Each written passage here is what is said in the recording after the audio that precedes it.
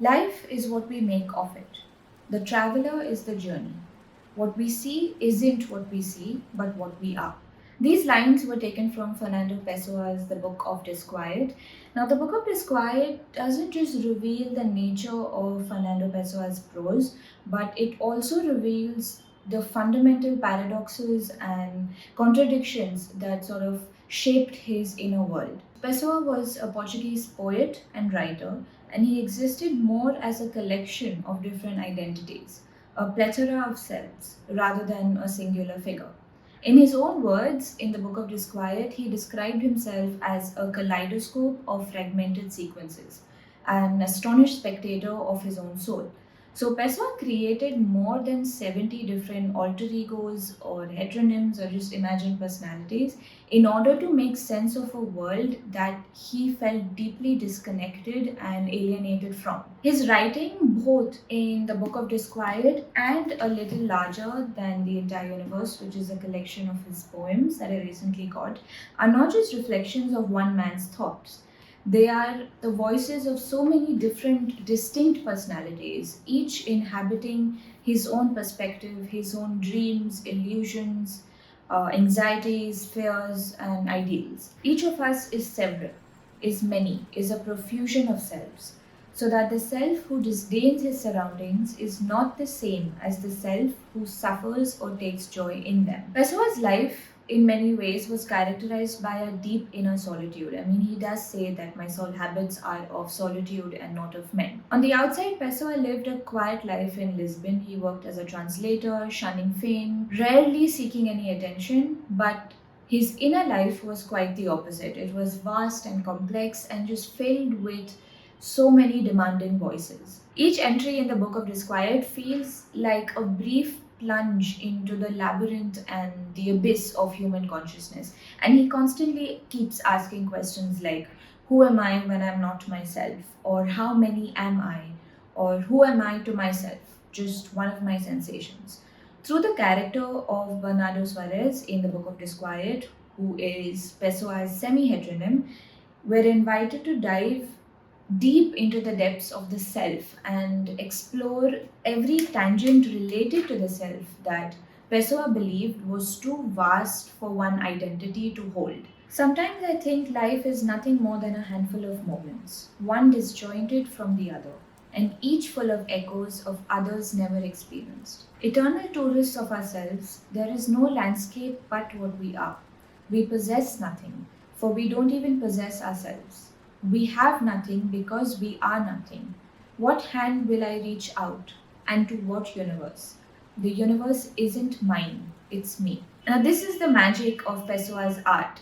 He managed to touch on so many different contradictory, contrasting, conflicting, varied themes on just the fleeting nature of existence, the chaos of emotions, the mysterious nature of the universe, and the inevitability of introspection.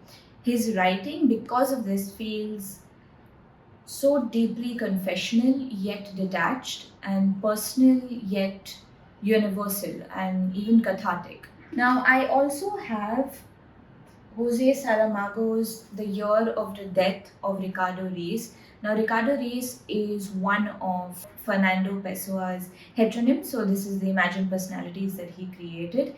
And in this book, the story follows the life. It follows the life of Ricardo Reis in Lisbon at a time after Fernando Pessoa's actual death. Back in Lisbon, after 16 years practicing medicine in Brazil, Ricardo Reis spends his time in the company of the poet Fernando Pessoa, who still wears the suit in which he was buried, buried a few weeks earlier. Reis's other companions are Marcenda, the girl with the paralyzed hand, and his hotel chambermaid, who shares his bed. In Ricardo Reis, Saramago has created one of the most enigmatic characters in modern fiction, a man in touch with every facet of life at a moment in history when every certainty in civilized society is about to be scattered to the winds. What's also interesting about this edition, at least, is because I got this from a used bookstore, and on the first page itself, this book once belonged to a Vikram, in November 2013, and the signature at the end is St.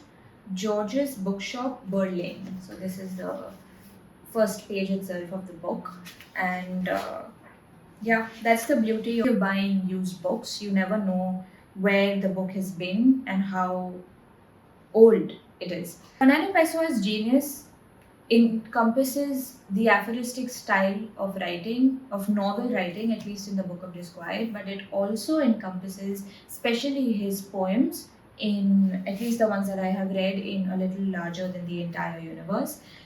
He wasn't just a poet, Pessoa, he was a multitude. His heteronyms didn't offer just a unique, distinct, writing style. They offered different philosophies, different ways of seeing the world. And each heteronym of Pessoa struggled with the world in his own way. And I think this is what lies at the heart of Pessoa's work, of Pessoa's life, of Pessoa's art, his struggle with meaning. The Book of Disquiet asks repeatedly if meaning even exists, or if life is a succession of moments we impose narratives onto. This existential doubt extends and is reflected in his poems as well, where Pessoa's various personas constantly question the meaning of their own identity and existence in their own nuanced and varied ways.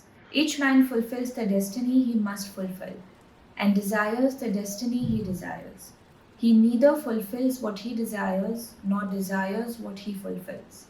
Like stones that border flower beds, we are arranged by fate, and there remain our lot having placed us, where we had to be placed. Let's have no better knowledge of what was our due than that it was our due. Let's fulfill what we are, nothing more are we given. Pessoa's works don't offer answers. Instead, they simply mirror the fractured nature of reality, the fractured reality of modern life. He demands that we embrace uncertainty and ambiguity, and we recognize ourselves not as singular entities, but as as shifting collections of emotions and sensations, thoughts, feelings, and masks. In the end, Pessoa's writing leaves you with a very uncomfortable yet profound truth that life is a disjointed and a disquieting experience. And it is a dream in which you are both a participant and a spectator. His body of work, which is profoundly complex and fragmentary, is larger than any one life can comprehend. Just as Pessoa himself was larger than any one identity could contain, could hold. His genius lies in not finding the answers to the questions that he asks repeatedly, but in embracing or having that courage or that simplicity to embrace ambiguity as the natural law of life and to never cease asking questions. Between my sleeping and dreaming, between me and the one in me, who I suppose I am, a river flows without end. In its meandering journeys, such as all rivers make, it passed by other different shores in far off places. It arrived at where I now live, at the house that I am today. If I dwell on myself, it passes. If I wake up, it already went by. And the one I feel I am, who dies in what links me to myself, sleep where the river flows, that river without end. This was my third time reading the Book of Disquiet, and one thing that stood out to me that I just thought of is how he is able to clearly define the boundaries between the world created by nature and the world created by man, and to see how both contradict each other and yet coexist. It reminds me of the works of Rilke, even though I've not read the complete poetries, or like I don't own any physical copies of Rilke. I just have the notebooks of, oh, it's right here. I just have the notebooks of Malta Laureate's Break. And yeah, it reminds me of this too. I've read this book, although I would love to reread it again. Other people change faces incredibly fast, put on one after another and wear them out. At first, they think they have an unlimited supply, but when they are barely 40 years old, they come to their last one. There is, to be sure, something tragic about this. They are not accustomed to taking care of faces. The last one is worn through in a week, has holes in it, is in many places as thin as paper. And then, little by little, the lining shows through, the non face, and they walk around with that on. For example, it never occurred to me before how many faces there are. There are multitudes of people, but there are many more faces because each person has several of them. This is something that is exactly what you read in the book of Disquiet. We contain multitudes within us. There are people who wear the same face for years. Naturally, it wears out, gets dirty, splits at the seams, stretches like gloves worn through a long journey. They are thrifty, uncomplicated people. They never change it, never even have cleaned it. It's good enough, they say, and who can convince them of the contrary? Now, in Pessoa's literary world, there are no clear answers, there are no definitive conclusions, just echoes and fragments and sensations of a mind that saw itself reflected so clearly in the vast and silent universe. Life is an experimental journey that we make involuntarily. It is a journey of the mind through matter, and since it is the mind that journeys, that is where we live.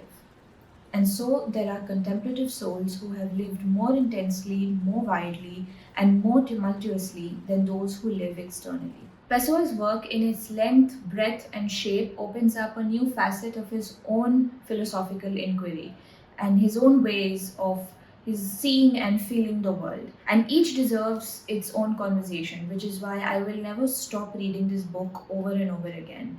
And I rarely say this about the books I read because there's just so much in it to discover each time you read it. Themes of memory and time, the limitations of language and self expression, the absurdity of existence, the meaning of nostalgia, the world of our sensations, the definitions of tedium and disquiet. I see humanity as a vast decorative motif that I live through my eyes and ears, as well as through my psychological emotion. All I want from life and from myself is to be life's spectator. I'm like a being from another existence who passes, with a certain amount of interest, through this one.